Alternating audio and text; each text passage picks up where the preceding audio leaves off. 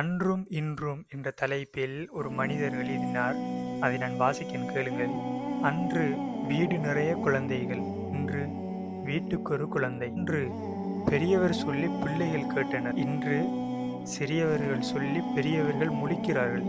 அன்று குறைந்த வருமானம் நிறைந்த நிம்மதி, இன்று நிறைந்த வருமானம் குறைந்த நிம்மதி. அன்று வீடு நிறைய உறவுகள், இன்று நிறைய வீடுகள் உறவுகள் இல்லை. அன்று உணவே மருந்து, இன்று மருந்தே உணவு. அன்று முதுமையிலும் துள்ளல், இன்று இளமையிலும் அல்லல். அன்று உதவிக்கு தொழில்நுட்பம், இன்று தொழில்நுட்பம்தான் எல்லாம். அன்று தியாகிகள் நாட்டை காப்பாற்றினர், இன்று அரசியல்வாதிகள் நாட்டை விற்கின்றனர். அன்று ஓடினோம் வயிற்றை நிறைக்க, இன்று ஓடுகிறோம் வயிற்றை குறைக்க.